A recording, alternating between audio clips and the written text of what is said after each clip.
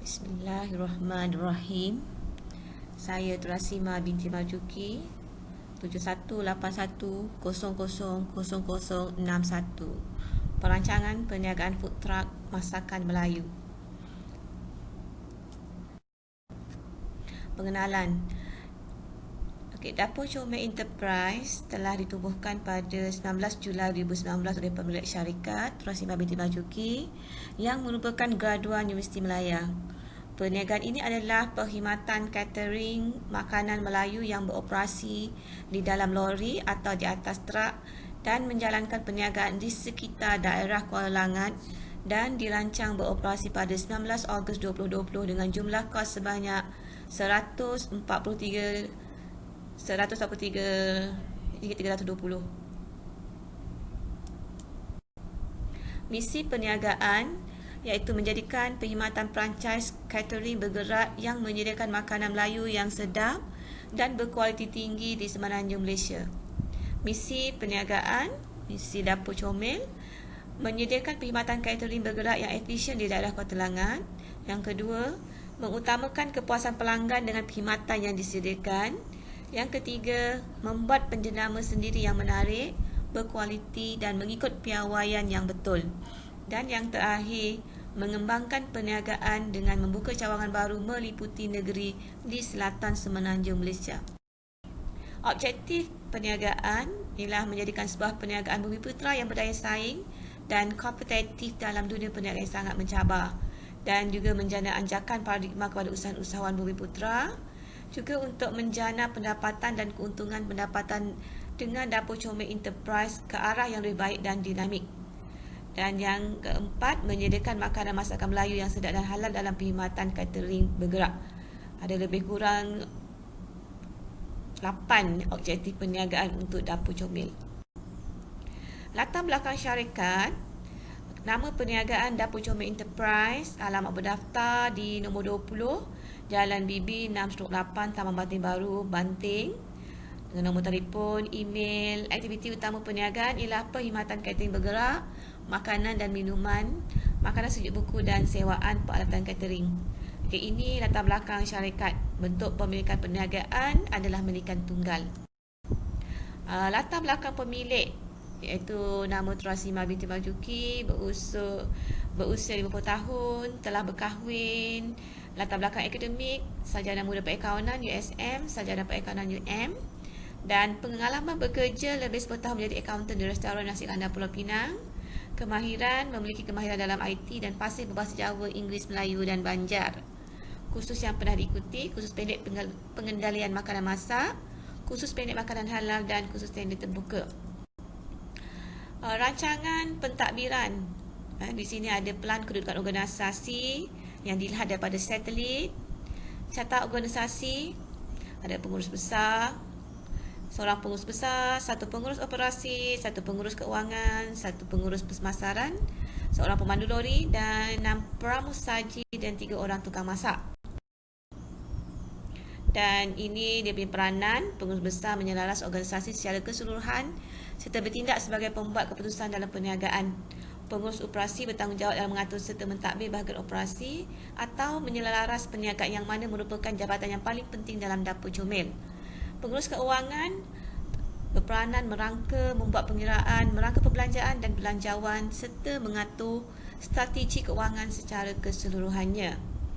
Pengurus pemasaran bertindak sebagai penggerak kepada usaha memasarkan perkhidmatan catering yang diberikan, mengkaji aspek cita rasa pengguna atau pelanggan serta merangka objektif pemasaran yang berkesan. Pemandu lori bertindak sebagai membawa kenderaan dari satu tempat ke satu tempat. Pramusaji ini adalah frontliners kepada perniagaan catering atas truk atau atas lori. Imbuhan pekerja atau gaji. Ini antaranya imbuhan.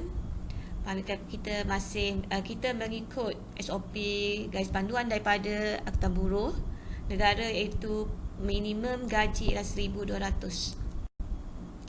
Rancangan pemasaran. Antara salah satu strategi pemasaran ialah mengedarkan flyers dan promosi Dapur Comel kepada sasaran utama terlebih dahulu secara atas kertas, dan ada juga yang atas talian, is online. Kedua ialah menaja beberapa buah syarikat produksi hiburan, universiti, badan kerajaan dan swasta yang berpotensi untuk membuat hebahan secara langsung dan tidak langsung secara berkesan dan berpotensi untuk menempah perkhidmatan catering dapur comel secara berulang. Yang ketiga, menawarkan diskaun 10% bagi pelanggan yang menempah secara berkala, manakala butiran maklumat pelanggan akan diambil untuk disimpan dalam pengkalan data dapur comel. Persaingan. Ada 4 persaingan yang nyata, iaitu nasi ayam penyet food truck Sdn Jaya, tapi 25 km dari tempat yang biasa lori dapur comel. Ais blended food truck juga 5 km. Yung Taufu Sungai Buaya 10 km. Nasi ayam kukus food truck Pekan Banting 6 km. Okay, ini antara yang paling pesaing yang paling kuat lah. Okay, rancangan operasi. Kita melihat pada proses operasi. Okay, pemeriksaan, iaitu memeriksa pesanan daripada menu pelanggan, angkutan, barangan yang tidak dibeli akan diperiksa dan diletakkan dalam trak, simpanan, barang akan simpan dalam lori, operasi penyediaan bahan untuk memasak dan proses memasak dilakukan di atas trak, pemeriksaan makanan yang telah siap dimasak untuk dihidangkan kepada tetamu pelanggan, dan operasi yang last ialah operasi mengemas apabila selesai sesuatu majlis. Okay, jadual operasi. Okay, ini KPI, iaitu menerima pesanan pelanggan 3 hari sebelum majlis, memeriksa menu di tempat pelanggan sehari sebelum majlis, sehinggalah kepada mengemas dan menyusun atur selepas majlis selesai, iaitu sebaik sahaja selesai majlis. Okay, jadual operasi disediakan. Okay, susun atur ruang operasi di atas trak. Okay, ini tempatnya, tempat menyimpan bahan-bahan kering terletak di atas. Tempat menyimpan semua peralatan memasak dan menghidang. Tong menyimpan barang basah. Okey, yang tengah ni meja penyediaan bahan dan tempat menghidang makanan. Ini periuk nasi, tong gas, pemanas air, dan sebelah sini adalah kuali. Okey. Untuk rancangan keuangan, sumber pembiayaan keuangan. Okey, kita ada 2, iaitu pinjaman dan juga sumbangan sendiri tunai aset sedia ada. Jumlah tunai aset sedia ada sebanyak RM23,690 dan RM119,630 untuk pinjaman.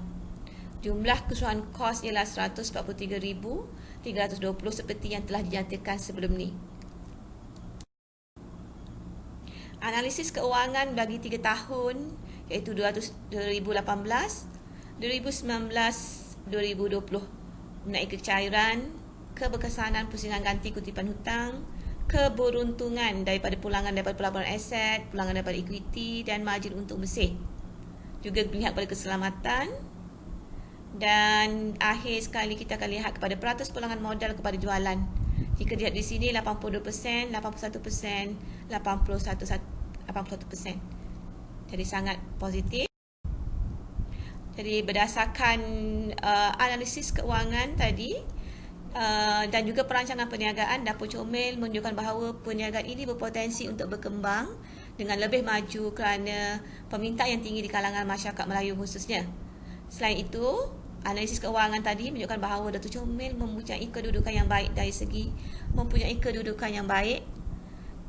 dari segi kecairan dan keuntungan. Ini disebabkan permintaan yang tinggi dari pelanggan. Dan juga pengusaha juga sentiasa menambah nilai masakan Melayu yang ada dalam perkhidmatan catering bagi memastikan pelanggan tidak jemuh dengan menu yang ditawarkan oleh dapur comel. Pengusaha juga berharap agar perniagaan dapur comel akan terus kekal di dalam perniagaan yang diceburi sehingga dapat memenuhi permintaan dan kepuasan pelanggan. InsyaAllah dapur comel sentiasa peka dengan perubahan persekitaran agar dapat mengikut perubahan dari masa ke masa dan tidak ketinggalan dalam bidang industri ini dan menjadi pesaing yang sihat kepada pengusaha yang lain. Akhir sekali, dapur comel berharap perniagaan terus berkembang dan dapat dengan segera membuka cawangan lain dengan membeli trak baru. Itu sahaja daripada saya, perancangan perniagaan dapur comel yang berasaskan menggunakan food truck. Sekian, terima kasih.